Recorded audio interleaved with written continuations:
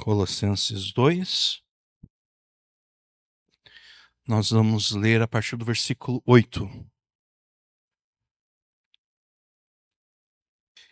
Tende cuidado para que ninguém vos faça presa sua, por meio de filosofias e vãs sutilezas, segundo a tradição dos homens, segundo os rudimentos do mundo e não segundo Cristo. Porque nele, em Cristo, habita corporalmente, toda a plenitude da divindade. E estáis perfeitos nele, que é a cabeça de todo principado e potestade, no qual também estáis circuncidados com a circuncisão, não feita por mão no despojo do corpo dos pecados da carne, mas sim pela circuncisão de Cristo. Sepultados com ele no batismo, nele também ressuscitastes pela fé no poder de Deus, que o ressuscitou dentre os mortos. E quando vós estáveis mortos nos pecados e na incircuncisão da vossa carne, ele vos vivificou juntamente, Deus o Pai vos vivificou juntamente com ele, com Cristo, perdoando-vos todas as ofensas, havendo riscado a cédula que era contra nós nas suas ordenanças, a qual de alguma maneira nos era contrária, e a tirou do meio de nós, cravando-a na cruz. E despojando os principados e potestades, os expôs publicamente e deles triunfou em si mesmo. Amém. Até aqui a leitura da palavra de Deus. O que os torcedores brasileiros pensariam de um jogador da seleção lá de 2014? Eu não estou pensando na seleção de agora, tá? Eu estou pensando aquela fatídica geração de 2014. O que os torcedores brasileiros pensariam de um jogador da seleção lá de 2014 que numa tentativa de demonstrar a supremacia do time brasileiro, afirmasse com todo orgulho que ele e os seus companheiros estavam tão emocionalmente desestabilizados em campo que permitiram o time alemão aplicar uma das goleadas mais vergonhosas da história do futebol. O que a torcida brasileira pensaria desse jogador? Ou o que os torcedores argentinos pensariam de um jogador da sua seleção, agora de 2026, que numa tentativa de demonstrar a superioridade do time argentino, afirmasse com toda a vaidade que ele e os seus companheiros foram tão dominados pelo time espanhol que não fizeram nenhuma finalização, nenhum chute a gol durante o tempo regulamentar da final da Copa do Mundo. Eles só foram chutar a gol quando? Na prorrogação. Se eu não me engano, inclusive, foi o primeiro jogo de toda a história da Copa do Mundo em que, na final, um time ficou sem chutar a gol durante os 90 minutos. O que a torcida da Argentina pensaria desse jogador? Que procura demonstrar superioridade, procura demonstrar supremacia a partir de uma história vergonhosa de derrota. É óbvio que nenhum jogador brasileiro ou argentino se expressaria deste modo tão sem noção ao tratar das derrotas vexaminosas de ambas as seleções. É óbvio que ninguém, em hipótese alguma, procuraria demonstrar superioridade, procuraria demonstrar supremacia a partir de uma história vergonhosa de derrota. É óbvio que ninguém faria isso. Essa obviedade, no entanto, ela não parece evidente aos autoproclamados especialistas no assim chamado mundo espiritual.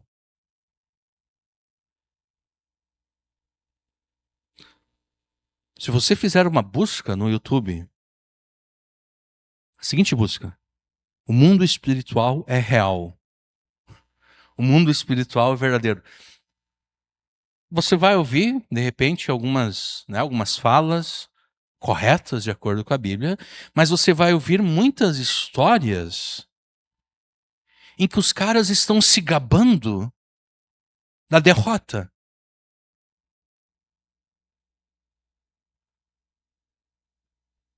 Os caras estão se gabando de uma derrota vergonhosa. Na ânsia de mostrar que o mundo espiritual é real, de que o diabo existe, Satanás existe, os demônios existem, estão por aí ao redor de nós,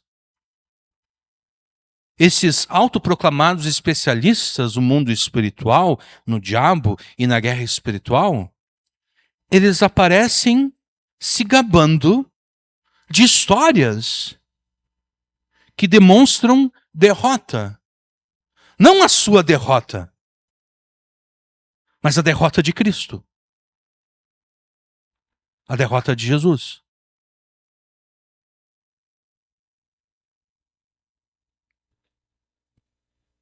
Esses vídeos e mais vídeos que existem deveriam ser chamados de testemunhos, não testemunhos, testemunhos.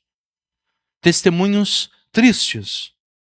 Porque em vez das falas presentes nesses vídeos ressaltarem a vitória de Jesus sobre Satanás, conforme nós lemos aqui em Colossenses 2, versículo 15, despojando os principados e potestades, obviamente aqui são principados e potestades satânicos, né? Demoníacos, não são principados e potestades angélicos que permanecem fiéis a Deus, não. São principados e potestades satânicos. Despojando os principados e potestades, os expôs publicamente e deles triunfou em si mesmo.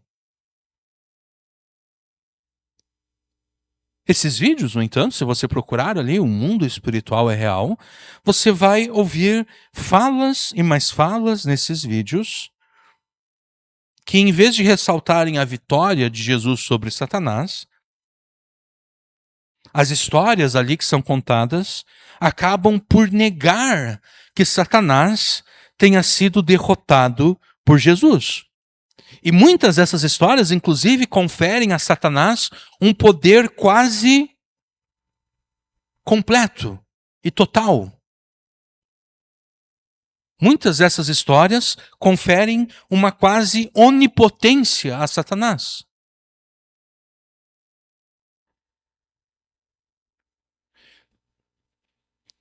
Se você perguntar às pessoas que aparecem nesses vídeos, se você perguntar se elas acreditam que Satanás foi derrotado por Jesus, elas vão responder positivamente, elas vão responder que sim, sim.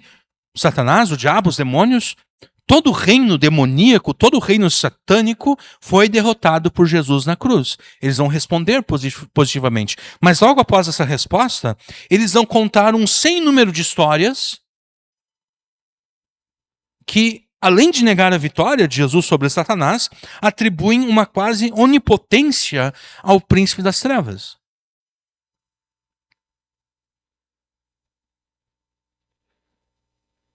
Por exemplo, se eu conto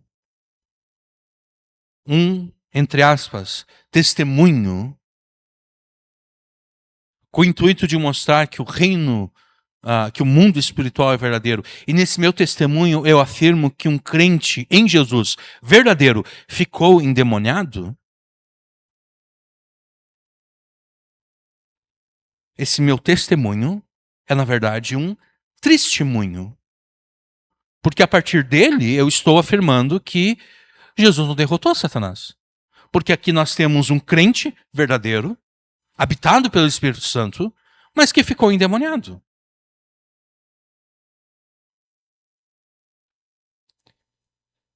Se alguém fica endemoniado, essa pessoa, ela não é crente verdadeira. Ela pode se afirmar crente em Jesus. Ela pode dizer, não, eu sou crente em Jesus, eu fui na igreja, eu vou na igreja, eu sou na igreja, eu fui batizado, eu sou dizimista fiel. Eu falo em línguas, eu profetizo, eu curo, eu prego, eu toco lá na igreja. Eu dou testemunho na rua, eu prego, eu evangelizo as pessoas na rua. mas de repente ficam endemoniados? O ficar endemoniado demonstra que não era crente verdadeiro. Porque só porque alguém se afirma crente, isso não quer dizer nada. Eu gosto de repetir duas passagens do Evangelho de João. João capítulo 2, no finalzinho, muitas pessoas viram os sinais que Jesus fazia e se afirmaram crentes. Levantaram a mão, fizeram a oração do pecador, disseram: Jesus, nós cremos em ti. Nós cremos em Jesus, agora nós somos de Deus, agora nós somos de Jesus. E, no entanto, o apóstolo João afirma que o próprio Jesus não confiava naquelas pessoas. Aquelas pessoas afirmavam confiar em Jesus, mas Jesus não confiava nelas. Por quê? Porque Jesus bem sabia o que havia nelas. Jesus bem sabia que a confissão de fé daquelas pessoas, a profissão de fé daquelas pessoas era falsa, não era verdadeira. E também em João capítulo 8. Jesus falando essas coisas, muitos creram nele. A partir da metade do capítulo 8. Então Jesus se dirige àqueles que creram nele.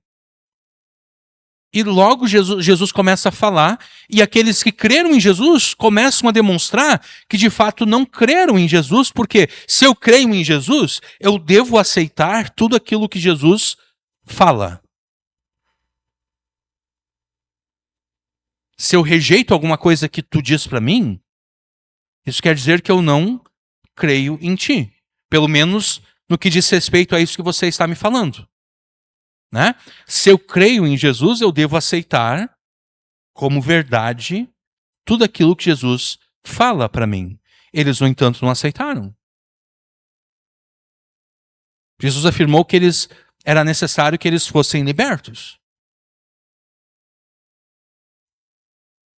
E eles disseram: não, Jesus, tu está enganado. Nós não precisamos ser libertos. Nós nunca servimos, nós somos descendência de Abraão. Nós nunca servimos a ninguém. E Jesus diz: olha, vocês, na verdade, vocês são escravos do pecado. Todo aquele que comete pecado é escravo do pecado. E eles não aceitam de novo. Eles dizem: não, Jesus, isso está errado. E Jesus acaba afirmando o seguinte: quer saber? Vocês afirmam que creem em mim, né? Mas vocês não creem em mim. Vocês são filhos do diabo.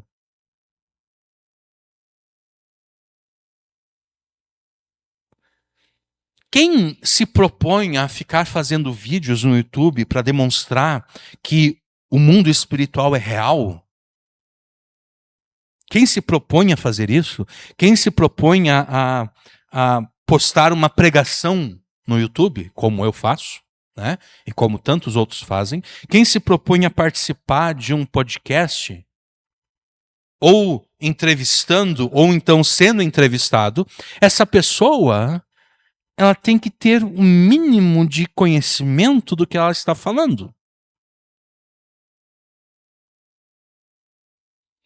Ela deve saber isso que eu acabei de falar para vocês, que o Evangelho de João demonstra, e não só o Evangelho de João, toda a Escritura demonstra que só porque alguém afirma crer em Jesus, isso não quer dizer que aquela pessoa de fato creia em Jesus. Só porque alguém se afirma um cristão, não quer dizer que aquela pessoa seja de fato cristã. Então essa pessoa, quando ela vai querer demonstrar que o mundo espiritual é real,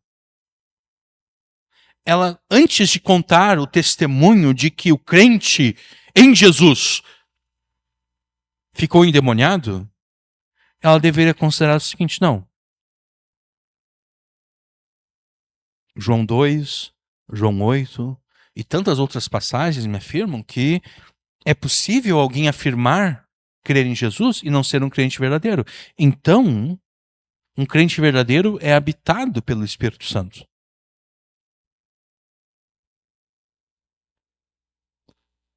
Se essa pessoa ficou endemoniada, demonstrando que um demônio está habitando o seu corpo, que um demônio está influenciando a sua mente, essa pessoa, apesar do que ela afirma, ela não é um crente verdadeiro. Então eu não posso, nessa minha pregação, nesse meu vídeo, nesse meu podcast, afirmar que crentes ficam endemoniados.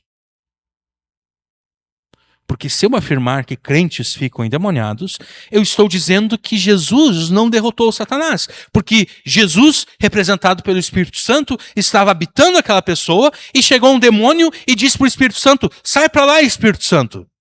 Sai para lá, Espírito Santo. Eu é que vou tomar conta dessa pessoa agora. E o Espírito Santo saiu, foi embora. Esse meu testemunho está demonstrando que Satanás não foi derrotado pelo diabo. E, na verdade, esse meu testemunho está atribuindo a Satanás uma quase onipotência. De chegar no Espírito Santo e dizer: sai para lá, Espírito Santo, que agora eu vou tomar conta dessa pessoa aqui. E o Espírito Santo se submeteu ao demônio.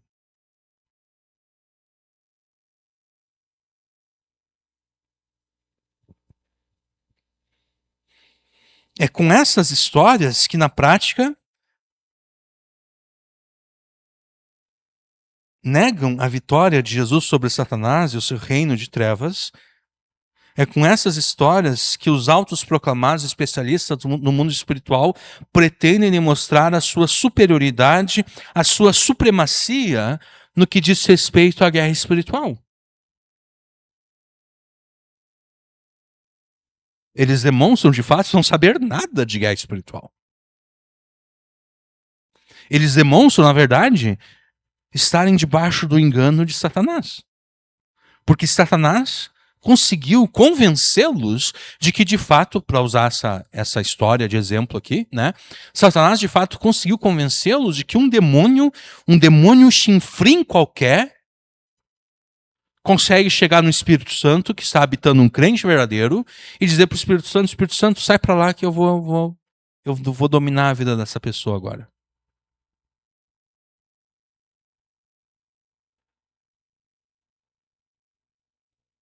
Ah, não, mas é que o crente, ele deu legalidade a Satanás. É por isso.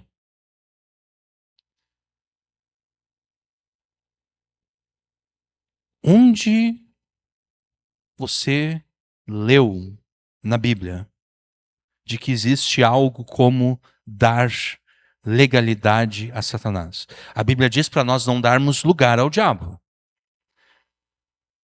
A Bíblia diz isso, a Bíblia ordena, não deis lugar ao diabo.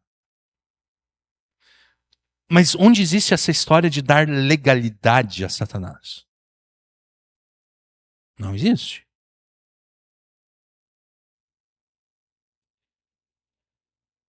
Não, não é a mesma coisa. Porque, olha só, Jesus diz no Evangelho de João que aqueles que o Pai deu a ele, de fato, vêm a ele, creem nele.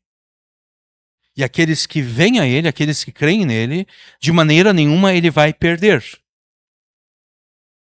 Isso é o próprio Jesus afirmando. Né? Isso não é João Calvino escrevendo alguma coisa nas institutas da religião cristã. Não, isso é o Jesus falando. Né? Talvez você não entendeu nada do que eu falei agora, né? Que existe uma guerra, né, entre calvinistas arminianos, né, os seguidores de João Calvino e seguidores do Jacó Armínio, né? Não foi João Calvino que escreveu nas Institutas que aquele que vem a Jesus foi porque o Pai trouxe, aquele que crê em Jesus, Jesus não perde. Não, isso é Jesus falando no Evangelho de João. Logo, é impossível que alguém que de fato tenha sido salvo por Jesus dê legalidade ao diabo no sentido de um demônio poder chegar naquela pessoa e tomar conta daquela pessoa.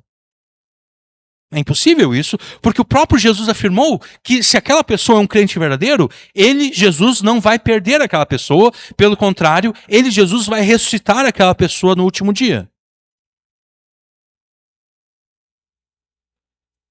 O próprio Jesus disse, né, para que se cumpra a Escritura, eu não vou perder nenhum daqueles que me deste.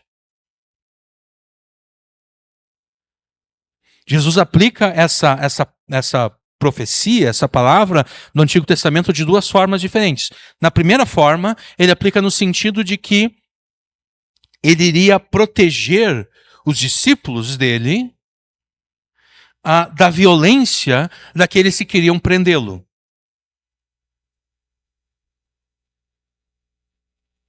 Se sou eu a quem buscais, deixem esses ir. Né? Para que se cumprisse a Escritura que diz, não perdi nenhum daqueles que me deste. Mas o próprio Jesus também aplica essa palavra de uma outra forma. Se eu não me engano, ele aplica no contexto exatamente em que ele está falando acerca da traição. Se eu não me engano, é em João capítulo 17, em que Jesus afirma que ele não perdeu ninguém daqueles que o Pai lhe deu, a não ser o filho da perdição.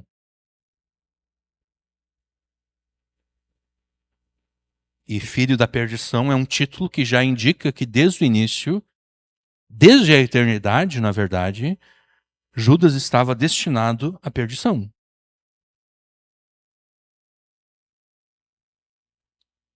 Mas isso não vem ao caso agora. Então, não existe isso de dar legalidade a Satanás. Eu não devo dar lugar ao diabo. E o que é não dar lugar ao diabo? Efésios, capítulo, vamos ver aqui.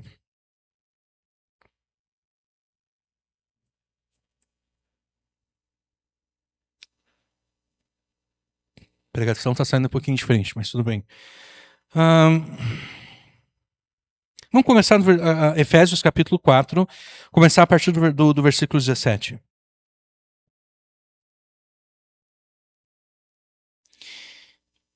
E digo isso e testifico no Senhor, para que não andeis mais como andam também os outros gentios na vaidade da sua mente, entenebrecidos o entendimento, separados da vida de Deus pela ignorância que há neles, pela dureza do seu coração, os quais, havendo perdido todo o sentimento, se entregaram à dissolução para com avidez cometerem toda a impureza.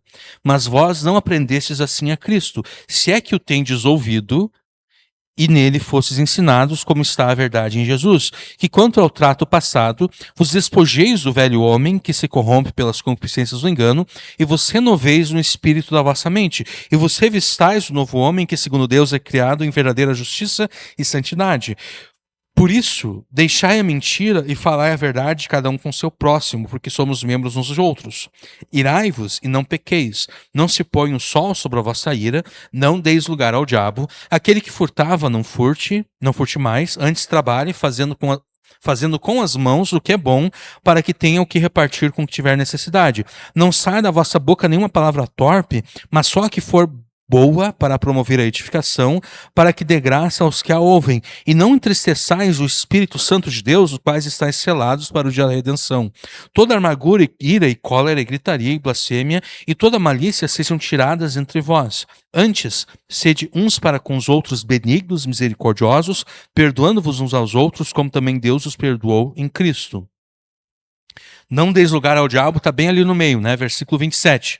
O que é dar lugar ao diabo nesse contexto? É pecar, né? Se a gente for resumir esses versículos aqui, em uma frase, Paulo está dizendo o seguinte: vocês não devem pecar. Vocês foram salvos por Jesus, e vocês foram salvos por Jesus exatamente para que vocês não pequem mais. De modo que, se eu pecar, o pecado que eu estou cometendo é o lugar que eu estou dando para o diabo.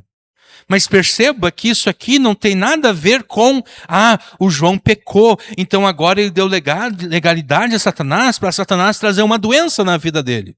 Porque o João pecou. Onde está isso aqui?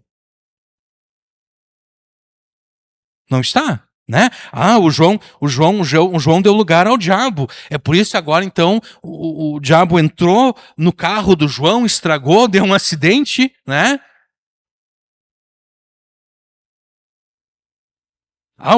O João deu lugar ao diabo. É por isso que nessas tempestades que deram agora, a casa do João foi destelhada. Né? Não foi. Mas digamos que tivesse sido, né? Não. É porque o João deu lugar ao diabo. Ele pecou, aí o diabo se aproveitou dessa tempestade agora, dessas tempestades, e destelhou a casa do João. Ou então o diabo se aproveitou dos rios que, né?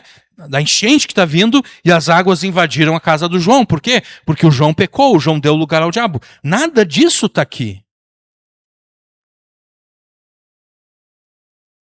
O lugar que eu dou ao diabo é o pecado que eu cometo. Mas Paulo não está dizendo que ao cometer um pecado, eu estou permitindo que o diabo haja na minha vida. Não, o diabo agiu na minha vida através do pecado que eu cometi.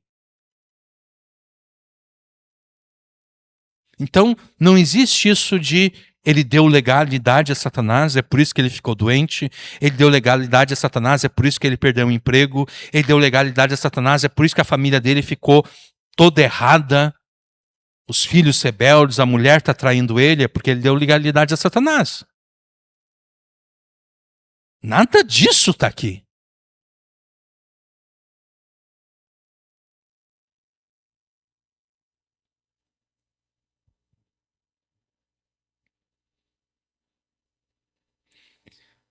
E se alguma coisa ruim acontece na minha vida por causa de um pecado que eu cometi,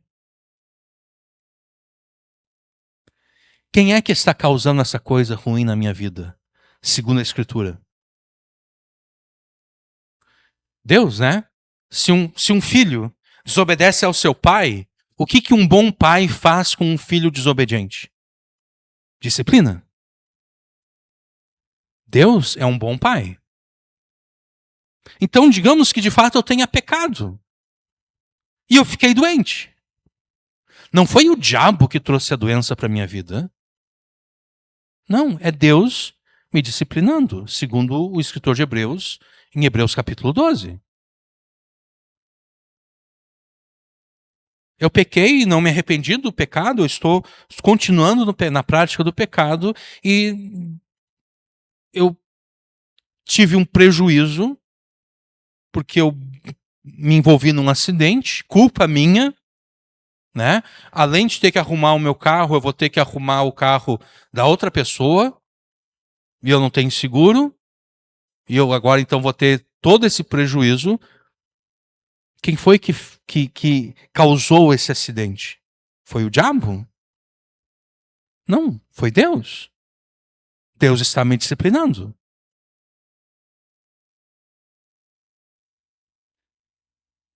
Deus pode usar o diabo, sim, da mesma forma como Deus usou o diabo na história de Jó. Né? Porque muitas vezes a gente pensa na história de Jó como o diabo agindo, mas na verdade o livro de Jó é Deus agindo. É Deus que chama a atenção do diabo para Jó. É Deus que diz: tu observou meu servo Jó? Não há ninguém como ele. O diabo diz: não, mas claro que eu observei, mas é óbvio que ele vai servir ao Senhor, é óbvio que ele vai ser fiel ao Senhor, porque o Senhor deu para ele tudo que é de bom.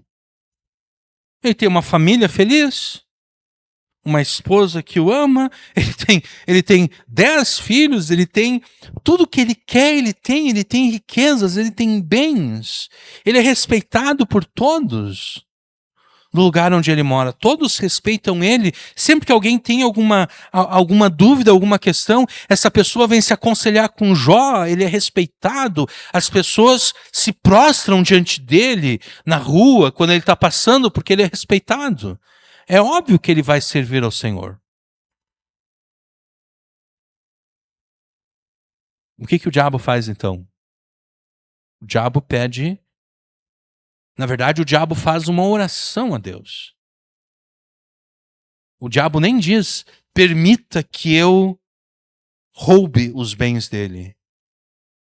O diabo não diz: permita que eu roube os filhos dele. Não, o diabo diz: estende, o diabo falando para Deus, estende a tua mão. Quer ver? Vamos abrir lá em Jó.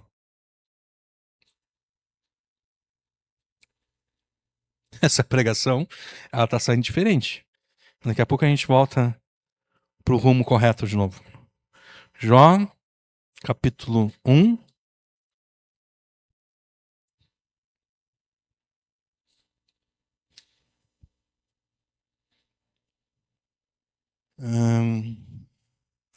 Jó capítulo 1, versículo 11. Mas estende o diabo falando. Pra gente ver que é o diabo. Versículo 8, tá? Disse o Senhor a Satanás: observaste tu, meu servo Jó, porque ninguém há na terra semelhante a ele, homem íntegro e reto, temente a Deus e que se desvia do mal. Então respondeu Satanás ao Senhor e disse: porventura teme Jó a Deus em vão? Porventura tu não cercaste de sebe a ele, a sua casa e a tudo quanto tem? A obra de suas mãos abençoaste e o seu gado se tem aumentado na terra. E o diabo continua: mas estende a tua mão. O diabo não está dizendo: me permita tocar em Jó, me permita roubar o que Jó tem. Não. O diabo está falando para Deus: estende a tua mão e toca-lhe em tudo quanto tem, e verás se não blasfema contra ti na tua face. E disse o Senhor a Satanás: eis que tudo quanto ele tem está na tua mão. Somente contra ele não estendas a tua mão. E Satanás saiu da presença do Senhor. Então, o que o diabo fala para Deus, o que Satanás fala para Deus é: estende a tua mão e toca em Jó. E Deus então permite que Satanás haja na vida de Jó. Também capítulo 2. O diálogo é bem parecido.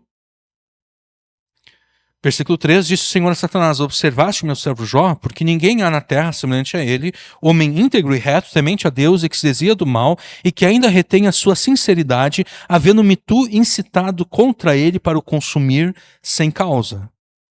Então Satanás respondeu ao Senhor e disse: pele por pele, e tudo quanto o homem tem dará pela sua vida. Porém, estende a tua mão e toca-lhe nos ossos e na carne, e verás se não blasfema contra ti na tua face. De novo, estende a tua mão. Versículo 5. E daí no versículo 6, diz o Senhor a Satanás: eis que ele está na tua mão, porém guarda a sua vida. Então, Deus usa sim Satanás, e Deus usa Satanás para atingir os seus propósitos. Então, é até possível dizer que Satanás fez com que eu me envolvesse num acidente? É possível afirmar isso, mas não é possível no sentido de que o João deu legalidade a Satanás para que então Satanás agisse na vida dele causando esse acidente. Não. Só é possível afirmar que Satanás agiu na minha vida causando esse acidente no seguinte sentido: Deus observou o seu filho João pecando. E ele está se recusando a se arrepender do pecado. Ele tá pecando continuamente, o mesmo pecado. E ele está acrescentando ainda outros pecados a esse pecado. E Deus está lá no céu: eu sou um bom pai. Eu devo disciplinar o meu filho para que ele volte a me obedecer. Deus conclama um demônio e diz: vai lá e faz exatamente isso aqui na vida do João. É apenas nesse sentido que é possível dizer que o diabo causou o acidente na minha vida, né? No meu carro, fez eu me envolver num acidente automobilístico causando um certo prejuízo. É? Jó nem pecou. No caso de Jó, Deus queria fazer com que Jó conhecesse melhor a Deus. Porque Jó, embora Jó não tivesse nenhum pecado, mas ele tem algumas ideias erradas acerca de Deus.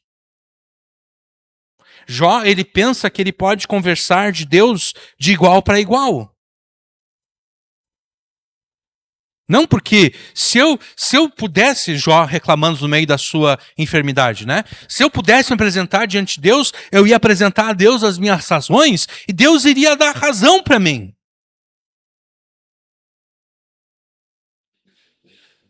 Isso é uma ideia errada acerca de Deus. Por isso que no final do livro, quando Deus está prestes a virar o cativeiro de Jó, né, a virar aquela situação ruim, Deus se apresenta para Jó e diz: tá bom, Jó, já que tu acha que tu pode conversar comigo de igual para igual, quer saber? Eu nem vou falar, Jó. Eu só vou fazer perguntas, já que tu é tão sábio assim, já que tu entende tanto das coisas, eu quero aprender contigo, Jó. Eu vou fazer perguntas e tu me responde. Do alto da sabedoria, tu me responde essas coisas, porque eu tô aqui ansioso para aprender contigo, Jó, porque tu acha que tu pode conversar comigo de igual para igual, então eu tô imaginando que tu deve ser muito sábio, Jó, então me responde essas questões aqui. Então, Jó, de fato, não havia pecado contra Deus, mas o conhecimento que Jó tinha de Deus, embora fosse um conhecimento correto, era ainda assim um conhecimento imperfeito, incompleto. É por isso, então, que no final do livro, Jó diz, olha, quer ver? Vamos lá para o final. Jó 42.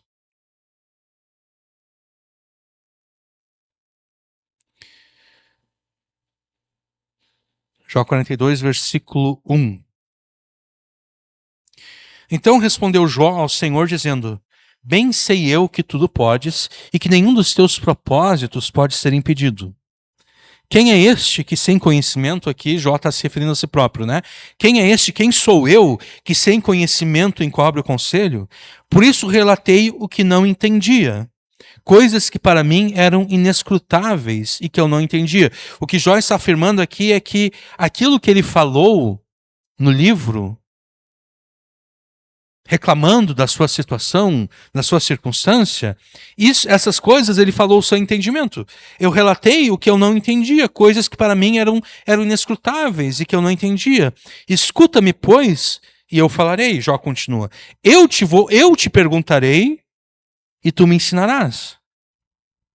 Com o ouvir dos meus ouvidos ouvi, mas agora te veem os meus olhos. Por isso me abomino e me arrependo no pó e na cinza. E, a meu ver, quando Deus fala para os amigos de Jó o seguinte, versículo 7. Sucedeu que, acabando o Senhor de falar a Jó aquelas palavras, o Senhor disse a ele: faz o temanita, a minha ira se acendeu contra mim e contra ti e contra os seus dois amigos, porque não falastes de mim o que era reto como meu servo Jó. Tomai, pois, 7 bezerros, 7 carneiros, ide ao meu servo Jó, e oferecei holocaustos por vós, e o meu servo Jó orará por vós, porque deveras a ele aceitarei, para que eu não vos trate conforme a vossa loucura, porque vós não falastes de mim o que era reto, como o meu servo Jó. Então, duas vezes aqui Deus fala que Jó falou acerca de Deus aquilo que era reto. Eu acho que quando Deus afirma isso, Deus está se referindo exatamente ao que está aqui no início do capítulo 42. Quando Jó afirma: o que eu falei antes, eu falei sem entendimento. Eu achava que eu tinha capacidade de falar com o Senhor de igual para igual. Eu achava que eu tinha capacidade de comparecer diante do Senhor e apresentar a minha causa e demonstrar que o Senhor está errado. O Senhor está errado em agir assim para comigo. Eu pensava isso. Mas agora eu percebo que aquilo que eu pensava estava tudo errado. Eram coisas inescrutáveis demais para mim, coisas altas demais para eu conseguir entender, e por isso eu falei essas coisas sem entendimento. Porque eu apenas te conhecia por ouvir falar, mas agora o meu conhecimento acerca do Senhor aumentou. É como se eu, de fato, consigo presenciar o Senhor com os meus olhos. Então, a única forma correta e bíblica de afirmar que ah, o diabo agiu na minha vida, ah, causando esses e esses prejuízos, é eu ou confessar o seguinte: eu pequei E com o meu pecado eu não dei legalidade a Satanás, não. Não. Com o meu pecado eu desafiei ao meu Pai Celeste. E o meu Pai Celeste me disciplinou. E o meu Pai Celeste, ao me disciplinar, usou Satanás. Essa é a única forma correta de afirmar Satanás agiu na minha vida e eu tive tais e tais prejuízos. Ou então, Deus está provando a minha fé. O que está acontecendo agora não é disciplina. Deus não está me disciplinando. Deus está me provando. Eu estou passando por uma tribulação pela qual Deus está provando a minha fé. E então, ao ordenar essa tribulação sobre a minha vida, Deus determinou que Satanás agisse na minha vida, causando tais e tais prejuízos, causando tais e tais problemas. Essas são as únicas duas formas aceitáveis de se referir ao diabo agindo na vida do crente.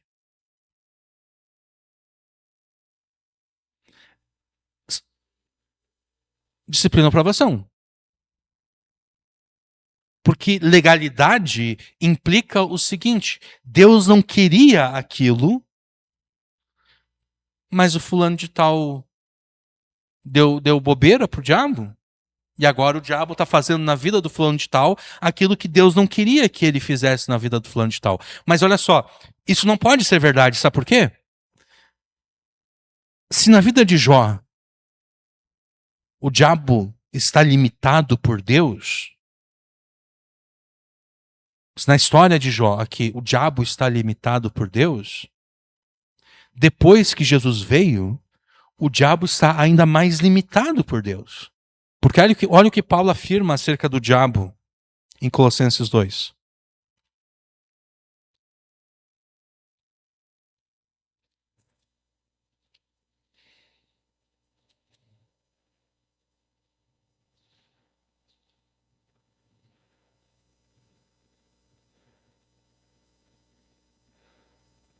Colossenses 2,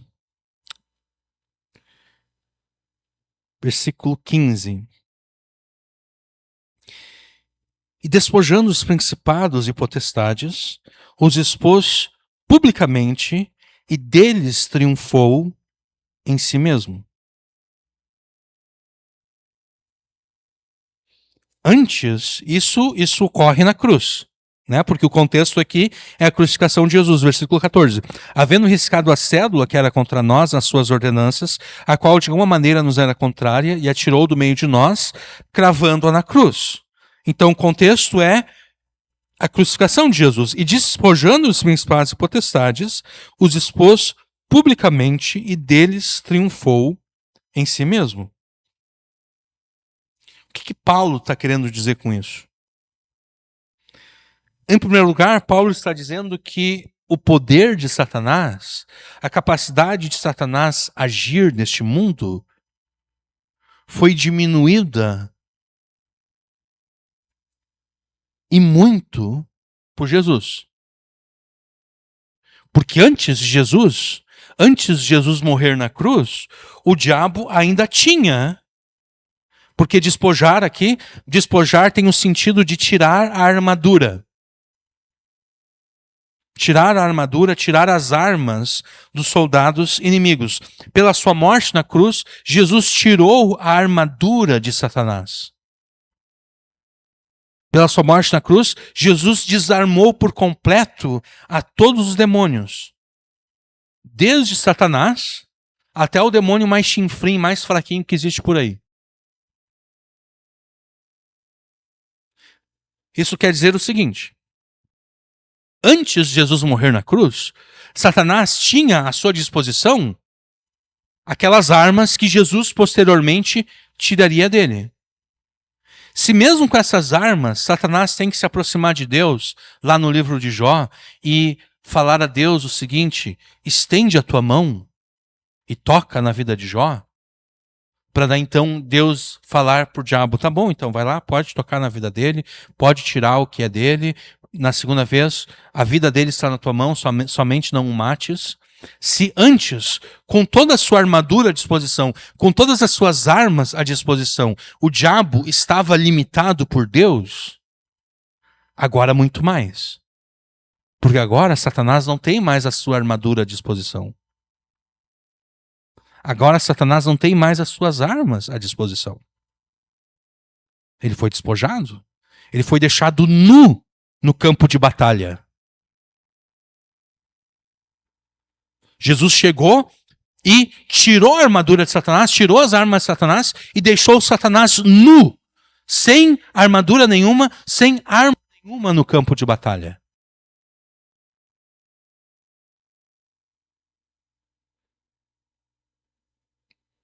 Além disso, pela sua morte e então consequente ressurreição, Jesus expôs Satanás e os seus demônios à desgraça pública. Porque o texto nos diz aqui que Jesus triunfou sobre os principados e potestades em si mesmo. Deles ele triunfou em si mesmo. A imagem aqui nos remete aos soldados romanos voltando de uma vitória para a cidade de Roma. O que acontecia? Os soldados romanos estavam indo para Roma vitoriosos do campo de batalha e eles estavam trazendo atrás de si, acorrentados, os soldados inimigos que foram derrotados, aqueles que ainda estavam vivos. E eles não estavam trazendo esses soldados de uma forma assim carinhosa e tudo, não. Tava lá o soldado inimigo com uma perna quebrada. O cara estava sendo puxado com a perna quebrada, entendeu? O cara estava lá com um ferimento e o ferimento estava sangue estava vertendo o ferimento. O cara estava sendo arrastado pelo chão, né? A sujeira entrando no ferimento. É assim que eles estavam indo, né? Os soldados romanos à frente arrastando os soldados derrotados atrás. Quando eles chegavam perto da cidade de Roma, era enviada uma comitiva até a cidade para dizer o seguinte: olha, os nossos soldados voltaram vitoriosos do campo de batalha. Então a cidade se preparava para receber os soldados vitoriosos.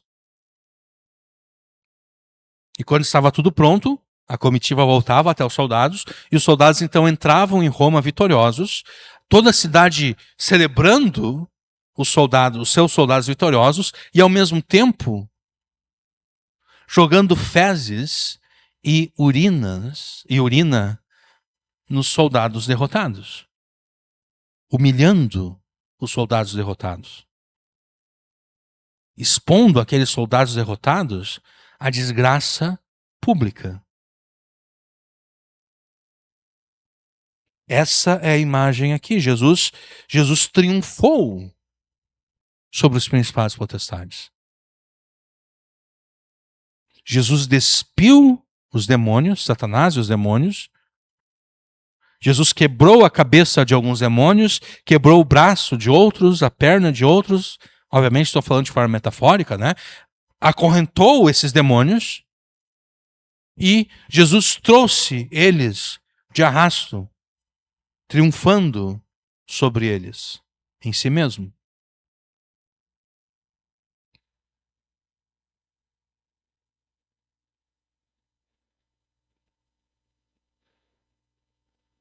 Alguns textos paralelos a essa passagem aqui é João capítulo 12, por exemplo.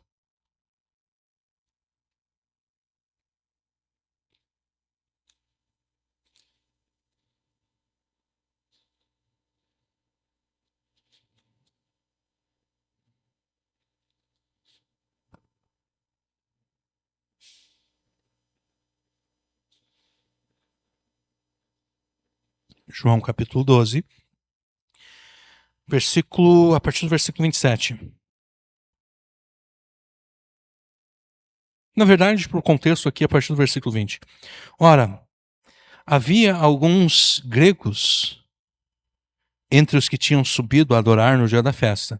Estes, pois, dirigiram-se a Filipe, que era de Betsaida da Galileia, e rogaram-lhe, dizendo: Senhor, queríamos ver a Jesus. Filipe foi dizê-lo a André, e então André e Filipe o disseram a Jesus. E Jesus lhes respondeu, dizendo: É chegada a hora em que o Filho do Homem há de ser glorificado. Na verdade vos digo que se o grão de trigo caindo na terra não morrer, fica ele só. Mas se morrer, dá muito fruto.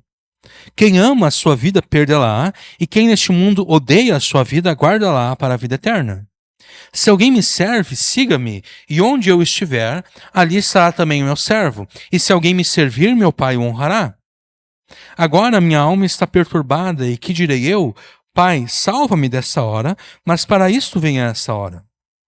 Pai, glorifica o teu nome. Então veio uma voz do céu que dizia: Já o tenho glorificado e outra vez o glorificarei.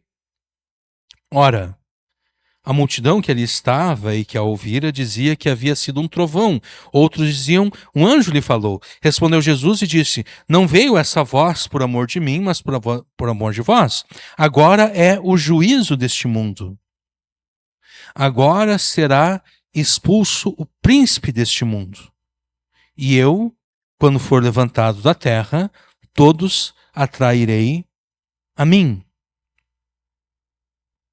Aqui Jesus está falando que agora, no momento em que ele estava prestes a ser entregue, né, para ser crucificado, agora é o juízo deste mundo, agora será expulso o príncipe deste mundo. Jesus afirma que com a sua morte na cruz e consequente ressurreição, o príncipe deste mundo foi expulso. Também Hebreus, capítulo 2.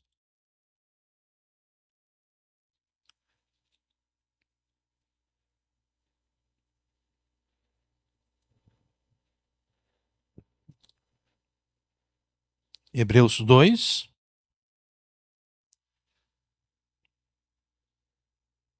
versículo 14.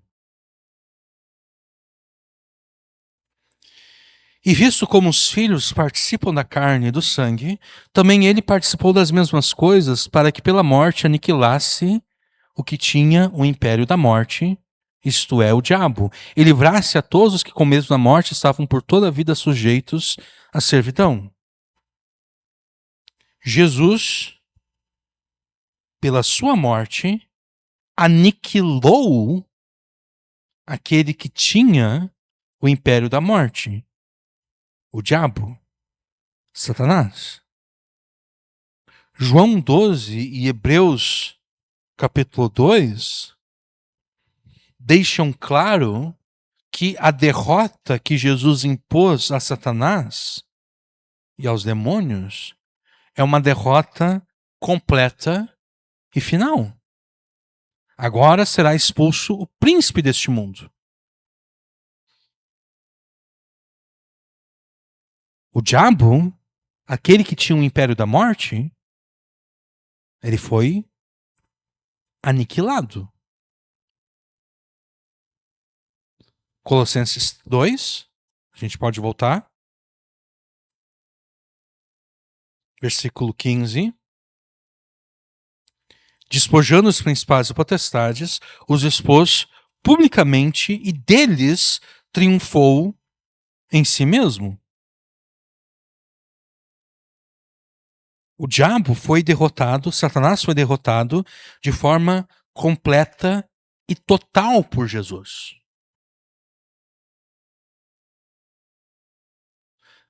Mas se isso é verdade, se Jesus não se enganou, se Jesus não se enganou quando ele disse agora será expulso o príncipe deste mundo, porque alguns vão querer dizer que Jesus se enganou, não é? Por quê? Pô, Jesus, é óbvio que Satanás não foi expulso. Satanás continua vivo e ativo no planeta Terra. Inclusive tem um livro com esse título. Jesus, eu acho que o senhor se enganou. Acho que o senhor ficou meio ali empolgado ali com essa questão de morrer pelos pecadores. O senhor se empolgou demais e falou aquilo que não deveria falar, Jesus. Porque, obviamente, o príncipe deste mundo não foi expulso. E o escritor de Hebreus, ele também se empolgou demais. Estava querendo mostrar que Jesus é superior a Moisés, que Jesus é superior ao templo, que Jesus é superior aos sacerdotes que ministram no templo, Jesus é superior aos sacrifícios que são ministrados no templo. Jesus os escritores de Hebreus, ele se empolgou em tentar demonstrar todas essas coisas e no fim acabou afirmando aquilo que não é verdade. Afirmou que Jesus aniquilou aquele que tinha o império da morte, a saber, o diabo. E aqui em Colossenses, Paulo também se deixou levar pela emoção. Né? Paulo, né, às vezes as pessoas gostam de falar na brincadeira, né? O fulano de tal é um emocionado, né? Paulo, coitado, Paulo é um emocionado também, né? Ele está querendo demonstrar para os colossenses que Jesus é superior a todas as coisas, e no fim ele se emocionado, ele falou que Jesus triunfou sobre os principados e potestades.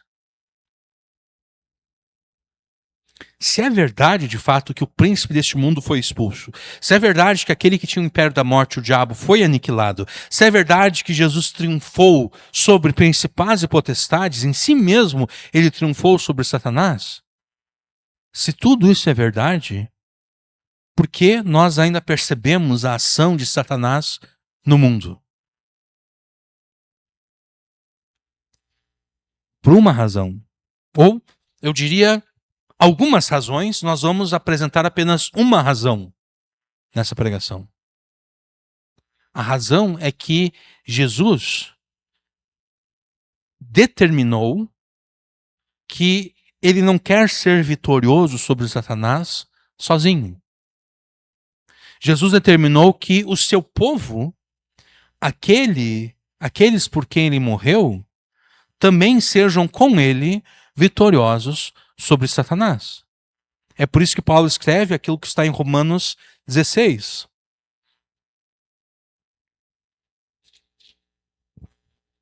Romanos 16, versículo 19. Tem aquela música, né? Romanos 16, 19 diz: Quanto a vossa obediência, ela conhecida de todos. Compraz-me, pois, em vós, e quero que sejais sábios no bem, mas simples no mal. E o Deus de paz esmagará em breve Satanás debaixo dos vossos pés. Se você já leu a Bíblia pelo menos uma ou duas vezes, você deve se lembrar que aqui Paulo está fazendo referência a Gênesis 3,15. Né? Gênesis 3,15, a gente pode abrir lá. Gênesis capítulo 3.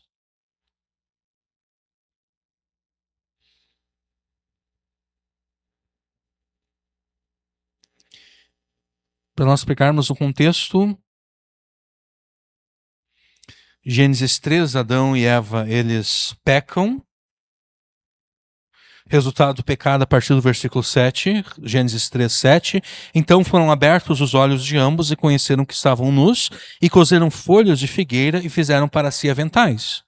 E ouviram a voz do Senhor Deus que passeava no jardim pela viração do dia, e esconderam-se Adão e sua mulher da presença do Senhor Deus entre as árvores do jardim.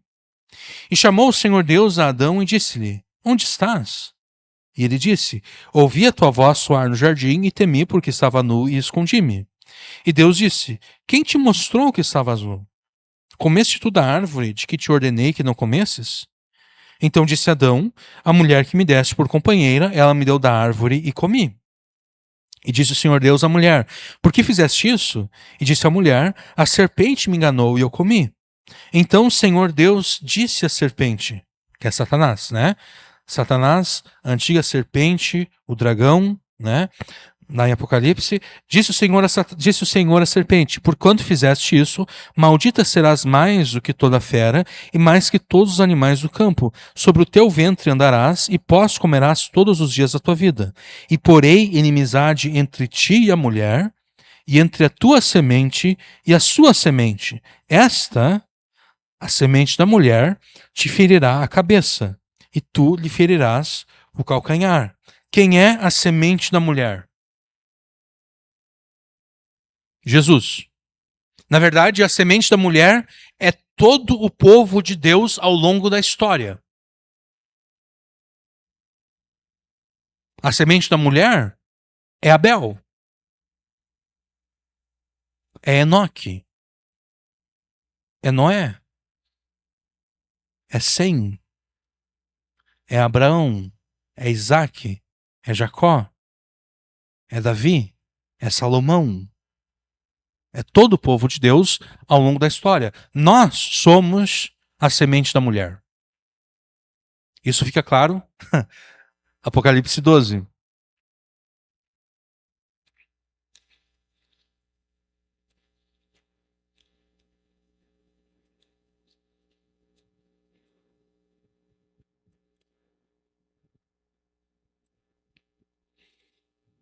Apocalipse 12. E viu-se um grande sinal no céu, uma mulher vestida do sol, tendo a lua debaixo de seus pés, e uma coroa de 12 estrelas sobre a sua cabeça. E estava grávida e com dores de parto, e gritava com ânsias de dar à luz. Aqui, João, obviamente, está querendo nos fazer lembrar de Gênesis 3,15, né? Uma mulher que está prestes a dar à luz. E viu-se outro no sinal, e eis que era um grande dragão vermelho que tinha 7 cabeças e 10 chifres, e sobre as suas cabeças 7 diademas. E a sua cauda levou após si a terça parte das estrelas do céu, e lançou-as sobre a terra, e o dragão parou diante da mulher que havia de dar à luz, para que, dando ela à luz, lhe tragasse o filho. E deu à luz um filho homem, que há de reger todas as nações com vara de ferro, e o seu filho foi arrebatado para Deus e para o seu trono. E a mulher fugiu para o deserto, onde já tinha lugar preparado por Deus, para que ele fosse alimentada durante 1260 dias.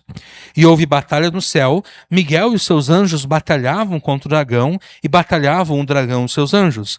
Mas não prevaleceram, nem mais o seu lugar se achou nos céus.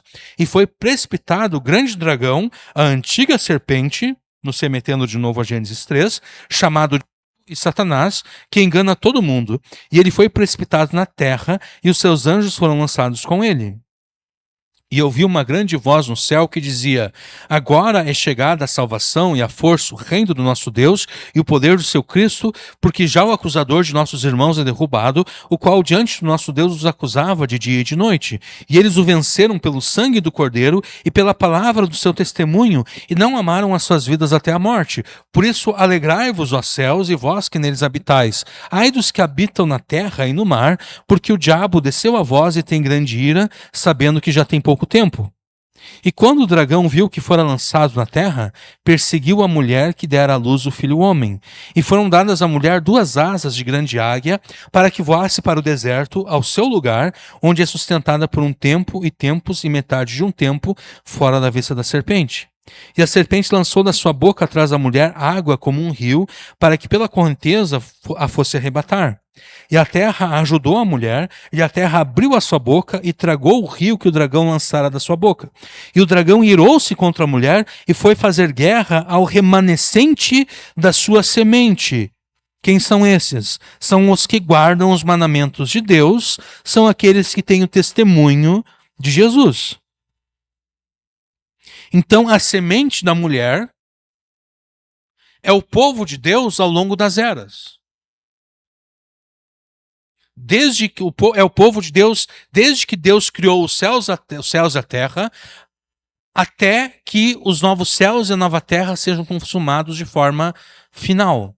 O povo, a semente da mulher, a mulher e a sua semente, na verdade, é o povo de Deus ao longo da história humana. Em última instância, no entanto, a semente da mulher é Jesus. Porque a semente da mulher só é o povo de Deus porque um desses que pertence ao povo de Deus viveu uma vida justa, uma vida perfeitamente justa, e morreu pelos pecados do povo, do seu povo. É por isso que o restante do povo é contado como povo de Deus, porque aquele descendente prometido viveu uma vida perfeita de obediência a Deus e morreu pelos pecados dos seus irmãos. Jesus. Jesus aparece aqui em Apocalipse 12, onde? Versículo 5. E deu à luz um filho homem, que há de reger todas as nações com vara de ferro. Isso aqui é uma referência ao Salmo 2. E o seu filho foi arrebatado para Deus e para o seu trono. Aqui, João resume o ministério de Jesus e tudo aquilo que Jesus fez dessa forma. O filho homem nasceu, e foi arrebatado. Obviamente que entre o nascimento e ser arrebatado para o céu, Jesus viveu uma vida perfeita, Jesus pregou o evangelho, Jesus morreu na cruz, Jesus ressuscitou, e então sim ele foi ascendido aos céus, ele foi arrebatado para Deus.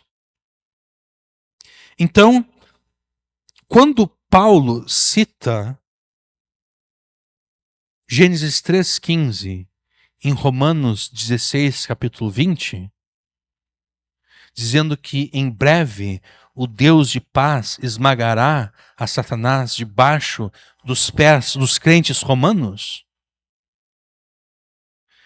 Paulo está dizendo o seguinte: a vitória de Jesus, Jesus não quer que a sua vitória sobre Satanás seja apenas dele. Jesus quer que nós participemos da sua vitória sobre Satanás. É por isso então que, embora Jesus tenha expulsado o príncipe deste mundo, embora ele tenha aniquilado aquele que tem o império da morte, Satanás, embora ele tenha triunfado sobre os principais e potestades em si mesmo, ainda assim nós percebemos Satanás agindo neste mundo. Por quê? Porque Jesus não quer vencer sozinho Satanás. Jesus quer que nós participemos da sua vitória sobre Satanás. E não é porque Jesus precisasse da nossa ajuda. Não, Jesus não precisa da nossa ajuda.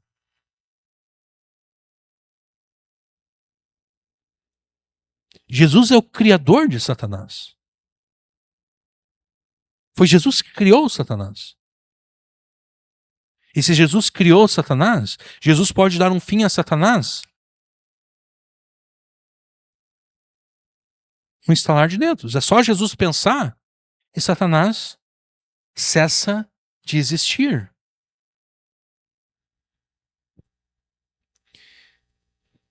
É do propósito de Jesus que nós participemos da sua vitória sobre Satanás.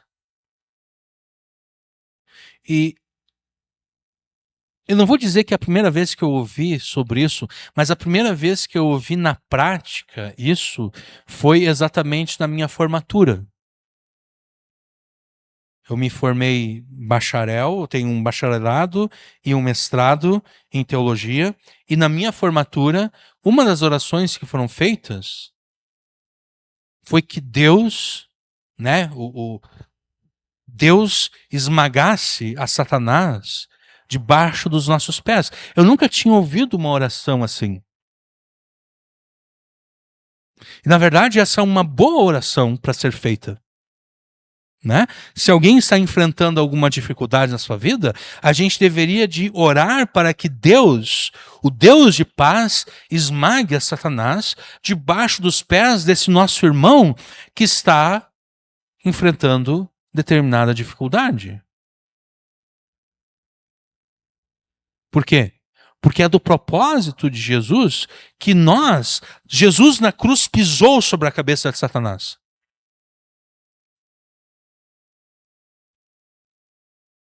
E Jesus quer que nós participemos com ele, pisando sobre a cabeça de Satanás. Agora, como alguém pisa sobre a cabeça de Satanás? Não é fazendo um ato profético, não é pegando, fazendo uma representação do diabo e pisando nessa representação do diabo, ou até mesmo, de repente, pegando uma serpente, uma cobra e matando a coitada da serpente, no palco, pisando sobre a cabeça dela. Ou então alguém, há um tempo atrás, eu ouvi que um pregador, ele sempre, quando ele comprava um tênis, um sapato, um chinelo novo, ele sempre pegava e escrevia diabo na sola para que ele sempre tivesse na sua mente que ele está pisando sobre o diabo. Não é isso.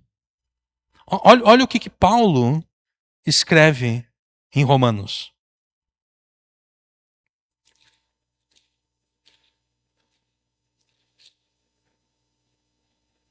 Romanos 16, 19 diz, aquela música já antiga agora, mais de 20 anos provavelmente. Quanto à vossa obediência, é ela conhecida, uma tradução melhor seria, seja a vossa obediência conhecida por todos. Paulo está dizendo, eu quero que vocês sejam obedientes. Eu quero que todos saibam que vocês são obedientes. Compraz-me, pois, em vós, e quero que sejais sábios no mal. Ou melhor, desculpe, eu estou invertendo aqui. Eu quero que sejais sábios no bem, mas simples no mal.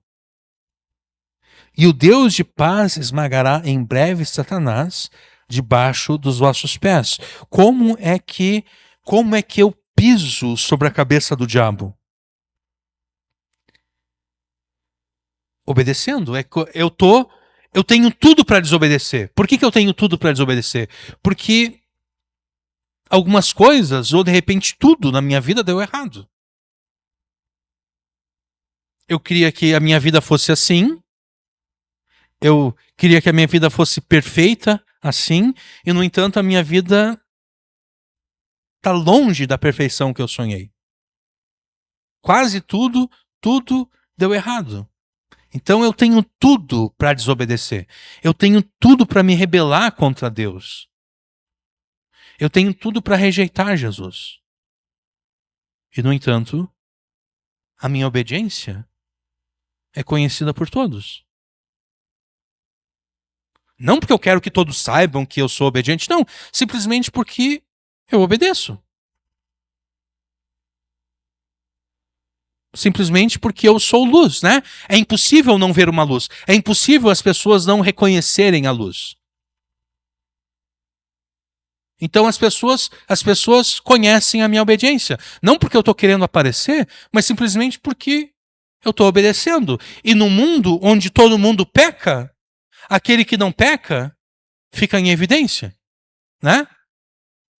Um mundo onde todo mundo mente, aquele que fala a verdade, aquele que não mente, fica em evidência. No mundo em que todo mundo adere à imoralidade sexual, aquele que não faz isso, fica em evidência. Em um mundo em que todo mundo está roubando, aquele que não rouba, fica em evidência.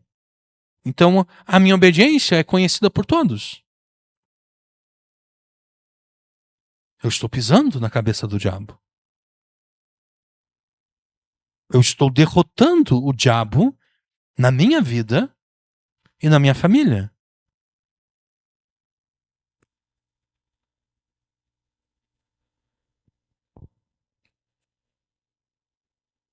Então, é por isso que Jesus poderia ter eliminado o diabo de uma vez por todas. Mas ele não quis. Porque ele quer que nós sejamos participantes da sua vitória sobre Satanás.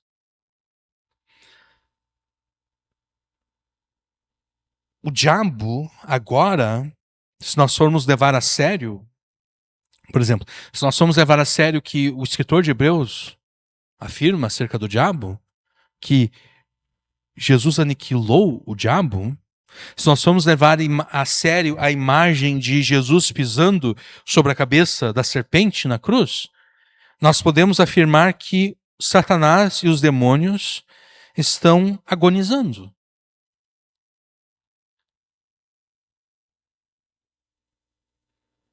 Satanás e os demônios estão experimentando as agonias da morte.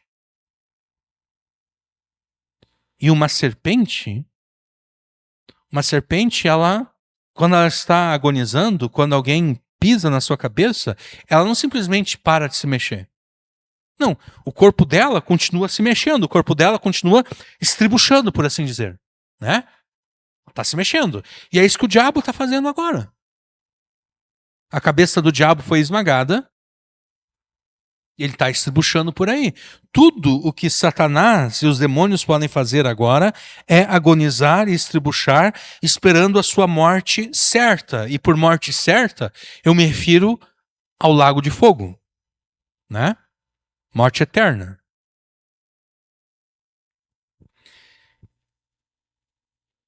Mesmo enquanto agoniza, mesmo enquanto estribucha, Satanás nos tenta, Satanás nos ataca. Mas, de novo, nunca sem a determinação de Deus, nunca sem a limitação de Deus. Nunca porque deu legalidade a Satanás. Nunca por causa disso. Deus é o Senhor das tentações. Deus tem controle sobre as tentações que o diabo, com as quais o diabo tenta nos atrair para o pecado. Razão pela qual Jesus diz que nós devemos orar para que Deus não nos conduza em tentação. Se Deus não tivesse controle sobre as tentações que o diabo, com as quais o diabo tenta nos atrair para o pecado, Jesus não teria nos ensinado a orar pedindo que Deus não nos conduza em tentação.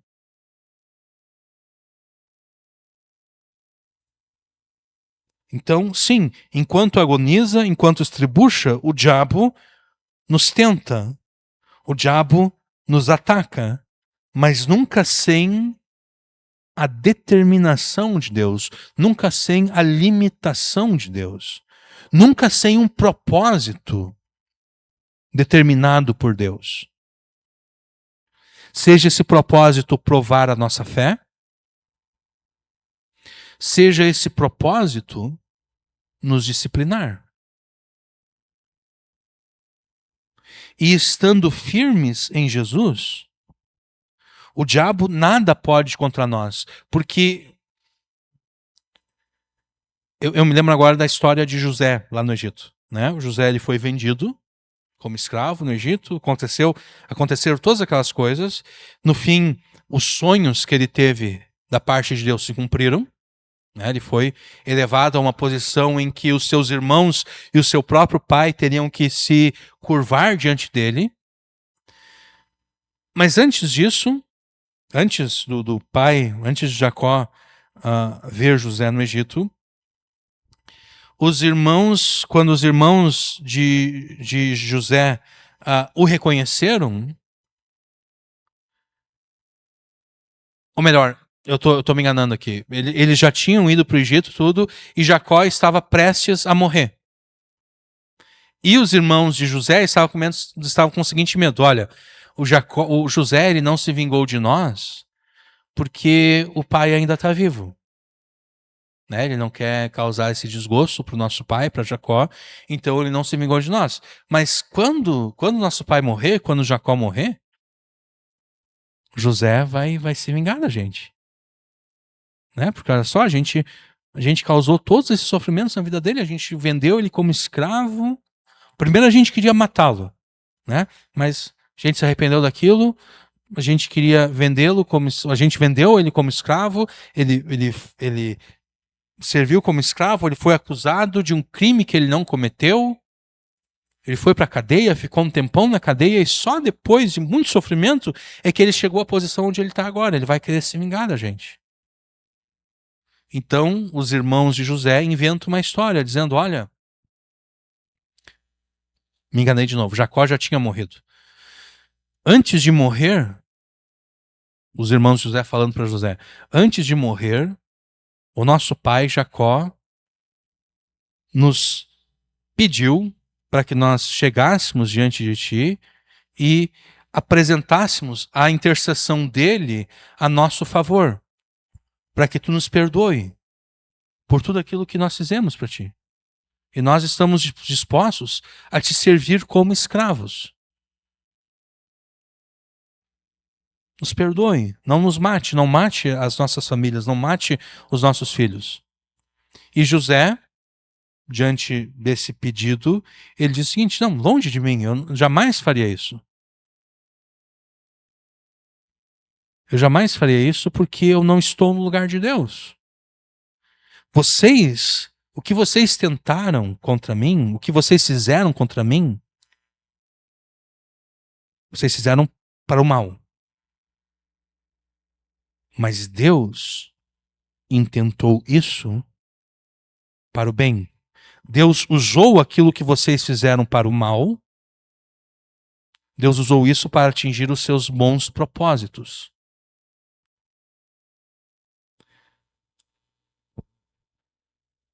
Da mesma forma, o diabo com relação a nós. Quando Deus determina ou permite que o diabo haja nas nossas vidas, o diabo tem os seus propósitos maus, assim como os irmãos de José. O diabo quer nos destruir, o diabo quer nos levar a rejeitar Jesus. É isso que o diabo quer. Mas Deus usa os maus propósitos do diabo para atingir os seus bons propósitos. Então o diabo quer nos fazer rejeitar Jesus. Deus usa os maus propósitos do diabo para fortalecer a nossa fé através de uma provação, através de uma tribulação. Aquilo que o diabo quer fazer para o mal, aquilo que o diabo está fazendo para o mal, Deus está usando para o bem. Da mesma forma como Deus usou para o bem aquilo que os irmãos José fizeram para o mal. Ou então, Deus usa para nos disciplinar. O diabo quer nos fazer desistir de Jesus. Esse é o seu propósito mau. Deus, no entanto, usa o propósito mau de Satanás para nos disciplinar. Então, enquanto agoniza, enquanto estribucha, Satanás nos tenta, Satanás nos ataca, mas nunca sem a limitação de Deus, nunca sem a determinação de Deus, nunca sem um propósito de Deus.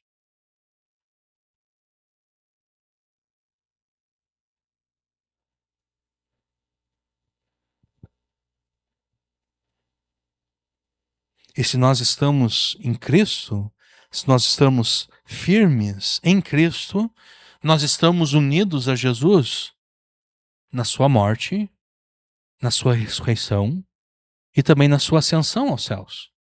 Nós estamos assentados com Jesus nos lugares celestiais, muito acima de todo principado e potestade e nome que se possa nomear. De modo que se nós estamos firmes em Jesus, o diabo nada pode contra nós. No sentido de que ele nunca vai conseguir concretizar os seus propósitos maus.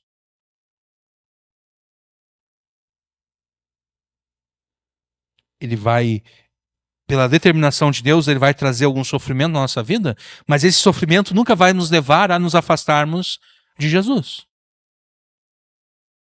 Esse sofrimento nunca vai nos levar a rejeitarmos a Jesus. Então, não pense, não fale e nem viva como se Satanás não tivesse sido derrotado por Jesus, ou pior ainda, como se Satanás fosse todo-poderoso. Satanás nunca foi todo-poderoso. Uma vez que a onipotência é um atributo que pertence apenas ao Deus, que é tanto Pai quanto Filho, como também Espírito Santo. Como demonstramos antes, ao citar a história de Jó, Satanás sempre teve que pedir permissão de Deus para atacar, seja Jó, seja Davi, seja Abraão. Satanás sempre teve que pedir permissão de Deus. E na verdade, nós mostramos que na verdade, Satanás nem mesmo se atrevia a pedir permissão. Satanás simplesmente pedia a Deus: Deus, estende a tua mão contra o fulano de tal. Então Satanás, mesmo antes de Jesus vir a este mundo, Satanás não se achava nem mesmo no direito, e ele não se via na posição de pedir permissão a Deus. Satanás ele tem uma consciência plena de quem ele é diante de Deus, a ponto de que ele nem mesmo se dignava a pedir permissão.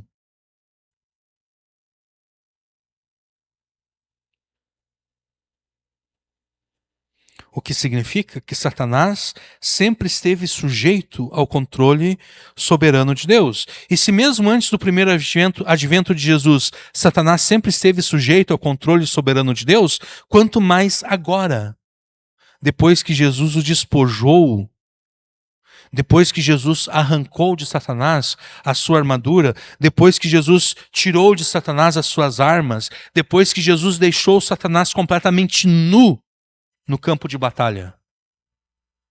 Depois que Jesus expôs Satanás ao ridículo diante de todo o universo. Quanto mais agora, Satanás está contido pelo controle soberano de Deus.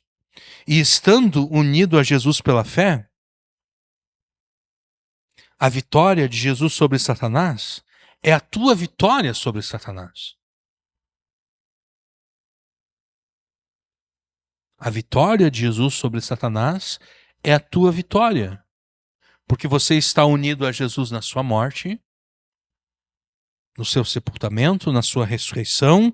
Você está unido a Jesus na sua ascensão aos céus, de modo que você, embora esteja presente aqui na terra fisicamente, espiritualmente você está unido a Jesus, agora mesmo, assentado com ele nas regiões celestes. E talvez, ainda que a tua vitória sobre Satanás não tenha se manifestado ainda neste mundo, no céu a tua vitória já se manifestou. Porque você está sentado com Jesus nos lugares celestiais, muito acima de todo principado e potestade. Nos céus, os teus pés já estão, nos céus, Satanás já está esmagado debaixo dos teus pés. Talvez essa vitória não tenha se mostrado visível aqui neste mundo ainda. Mas ela está prestes a se mostrar.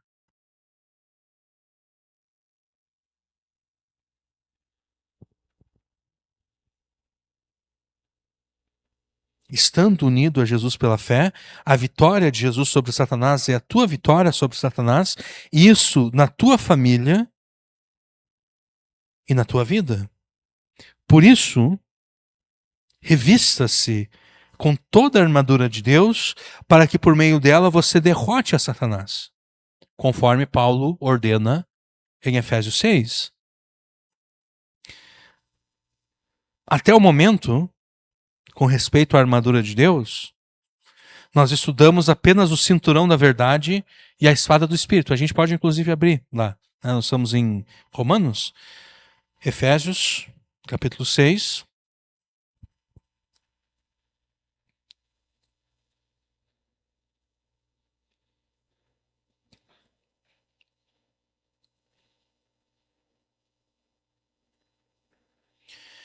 Efésios 6, versículo 10. No demais, irmãos meus, fortalecei-vos no Senhor e na força do seu poder. Revesti-vos de toda a armadura de Satanás para que possais estar... Oi? O que eu falei? Nossa, eu estou com Satanás tanto na mente que eu li a armadura de Satanás. Desculpe, falha minha. Revesti-vos de toda a armadura de Deus, para que possais estar firmes contra as astutas ciladas do diabo, porque não temos que lutar contra a carne e o sangue, mas sim contra os principados, contra as potestades, contra os príncipes das trevas deste século, contra as hostes espirituais da maldade nos lugares celestiais. Portanto, tomai toda a armadura de Deus para que possais resistir no dia mal e, havendo feito tudo, ficar firmes.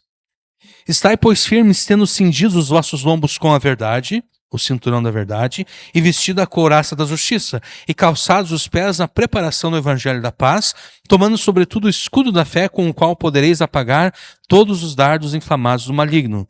Tomai também o capacete da salvação e a espada do Espírito, que é a palavra de Deus. Então, até o momento, nós estudamos o cinturão da verdade, versículo 14, né? Estai, pois, firmes, tendo cingidos os vossos lombos com a verdade. E nós, junto com o cinturão da verdade, nós estudamos a espada do Espírito, no final do versículo 17. Tomai também a espada do Espírito, que é a palavra de Deus. E nós unimos essas duas peças da armadura de Deus numa só proposição, que é a seguinte: arme-se com a verdade da palavra de Deus para destruir os enganos e as mentiras de Satanás na tua vida e na tua família.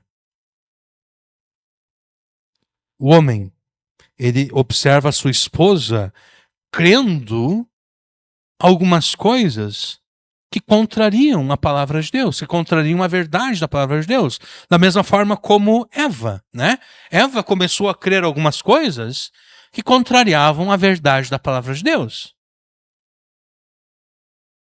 Adão deveria ter se armado com a verdade da palavra de Deus para destruir o engano e a mentira de Satanás na vida de Eva. Adão deveria ter dito: Eva, não. Tu está errada e tu está enganada. Nós não devemos comer do fruto da árvore do conhecimento do bem e do mal. Satanás te enganou. Tu está crendo numa mentira, tu está crendo num engano. Sim, ele não sabia, mas ainda assim ele sabia que aquilo que a sua esposa tinha ouvido contrariava a verdade da palavra de Deus. Ele deveria estar armado com a verdade da palavra de Deus para destruir os enganos e as mentiras de Satanás na vida dele e na vida da sua esposa. Assim também os crentes.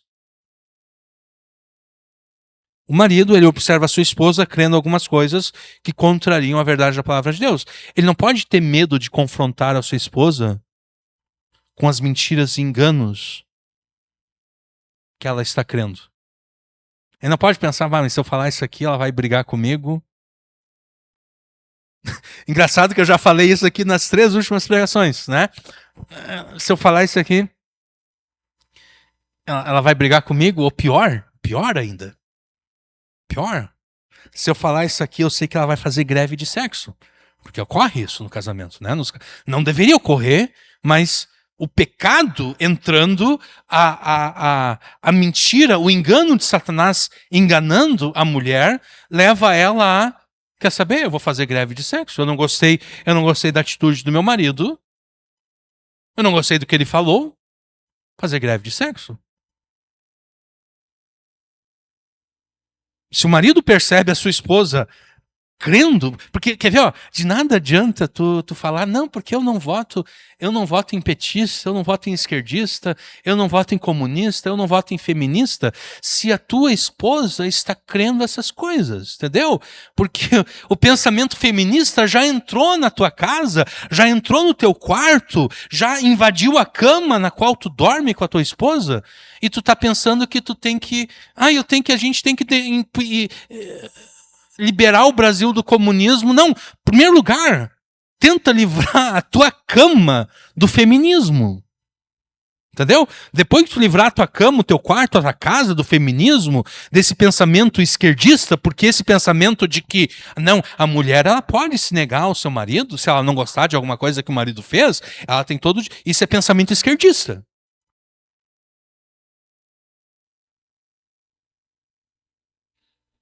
Aí de nada adianta tu depois ficar: não, porque eu nunca votei no PT, eu nunca votei na esquerda, mas tu tá deixando tua mulher crer em coisas esquerdistas, feministas.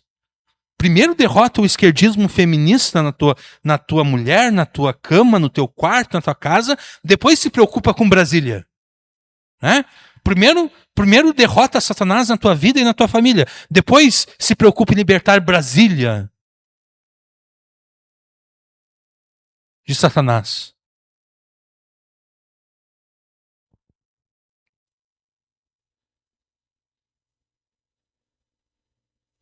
Então, até o momento, nós observamos em pregações passadas como usar o cinturão da verdade e a espada do Espírito contra os enganos e as mentiras de Satanás, seja na própria vida, seja na vida da família.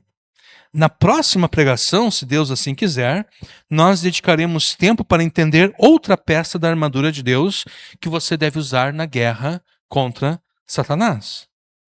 Porque, de fato, é assim que você participa da vitória de Jesus contra o diabo. É vestindo a armadura de Deus.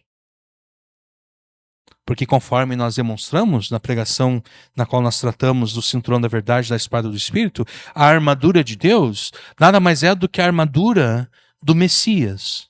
Nada mais é do que a armadura que o próprio Deus usa. O cinturão da verdade é usado pelo Messias em Isaías 11, versículo 5, se eu não me engano.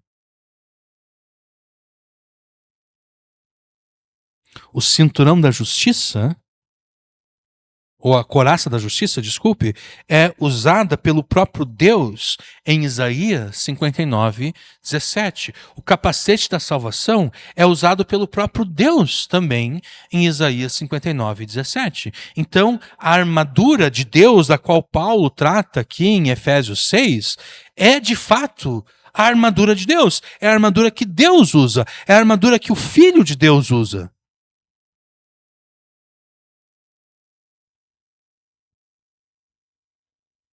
E você vai participar da vitória de Jesus sobre Satanás usando essa armadura, usando cada uma das peças dessa armadura. Mas até lá, até essa pregação na qual nós trataremos de uma próxima peça da armadura de Deus, não pense, não fale e nem viva como se Satanás não tivesse sido derrotado por Jesus. Ou pior ainda, como se Satanás fosse onipotente, como se Satanás fosse todo-poderoso. Não pense, não fale, nem viva como se Satanás não tivesse sido derrotado por Jesus. Não seja como esses pretensos especialistas de guerra espiritual que contam testemunhos atrás de testemunhos, que em vez de exaltarem o poder de Jesus sobre Satanás, na verdade acabam demonstrando a mentira. Acabam demonstrando que Satanás não foi derrotado por Jesus. Acabam testificando o engano. Acabam testificando que o Satanás tem um poder quase onipotente. Não, não seja como essas pessoas. Arme-se com a verdade da palavra de Deus. Use a armadura de Deus. Não pense, não fale, nem viva como se Satanás não tivesse sido derrotado por Jesus, ou pior ainda, como se Satanás fosse onipotente. Amém.